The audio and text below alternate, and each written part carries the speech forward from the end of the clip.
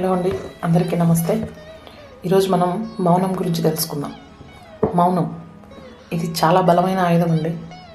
ఇది ఒక మనిషి జీవితాన్ని అతలాకుతలం చేసేస్తుంది. దీన్ని మన లైఫ్లోకి రప్పించుకోకుండా ఉండడమే మంచిది అనిపిస్తుంది. ప్రతి ఒక్క ఫ్యామిలీలో భార్యాభర్తలు చిన్న చిన్న గొడవలు, అలకలు, కొట్లాటలు ఎన్నో జరుగుతూ ఉంటాయి. ఇవన్నీ కూడా చాలా చిన్నవి, మామూలు అనుకోవచ్చు. కానీ ఒక భర్త రెస్పాన్సిబిలిటీ లేకుండా, ఏ విషయం పట్టించుకోకుండా, భార్య ఎన్ని చెప్పినా, మంచి మాటలు చెప్పినా వినకుండా, నేనెందుకు వినాలి అన్న అహంకారంతో ఉన్న భర్తని ఆ భార్య ఎలా మార్చుకుంటుందండి?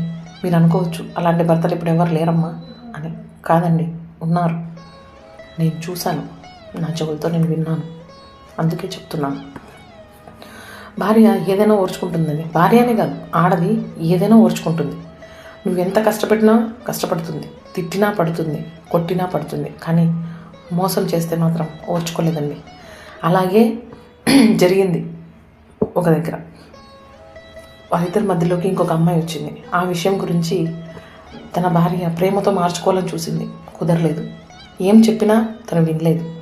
అలాగే ఫస్ట్ ఇంక ఎలా చెప్పినా వినట్లేదనేసి అరిచింది, కొట్లాడింది, గెలవలేదు. సెకండ్ ఏమి చేయలేక ఏడ్చింది, ఏడుస్తూనే ఉంది. నా ఏడుపైన నా భర్తని మార్చకపోదా అని వెయిట్ చేసింది. ఏడ్చినా మారలేదు. లాస్ట్కి తన లైఫ్లోకి మౌనం వచ్చేసింది. ఇక మౌనం ఎంటర్ అయ్యాక ఇంకేం ఉండదండి వాళ్ళిద్దరి మధ్యలో. వీరిద్దరి మధ్య కాదు, ఎవరి మధ్యలైనా సరే మౌనం ఎంటర్ అయ్యాక ఇంకేం ఉండదు. అది చాలా బలమైన ఆయుధం అని ఇందాకే చెప్పానుగా. ఆడదానికి మౌనం వచ్చిందంటే మీరందరూ అనుకుంటూ ఉంటారు, అబ్బా ఆమె ఇంట్లో మనిషికి, ఆడదానికి సైలెన్స్ వచ్చేసిందా, అయితే ఇల్లు ప్రశాంతంగా ఉంటుంది, ఎలాంటి గొడవలు ఉండవు అని మీరు అనుకుంటారంటే అంతే. కానీ దాని అర్థం అది కాదండి. తన మనసులో ఒక అగ్నిపర్వతాన్ని తను మోస్తుందని అర్థం. నీతో కలిసి ఉండటం ఇష్టం లేదని అర్థం. నీ నుంచి దూరంగా వెళ్ళిపోవాలని ఉందని అర్థం. అయినా ఆ మౌనంలో కూడా నీతోనే ఉందంటే మాత్రం తెగదెంపులు చేసుకోలేని పిల్లల బంధం ఏదో తన కాళ్ళకు అడ్డుపడుతుందని అర్థం. ఆలోచించండి. మౌనంగా ఉన్నారులే అని ఎవరిని అలా వదిలేయకండి. ప్రేమగా దగ్గర తీసుకొని అడగండి. అది భార్య అయినా, భర్త అయినా, పిల్లలైనా, తల్లిదండ్రులైనా. ప్లీజ్ అలా ఎవరిని వదిలేయకండి.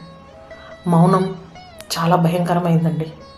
అందులోంచి వచ్చే నిర్ణయాలు తట్టుకోవడం చాలా కష్టం. ఆలోచించండి.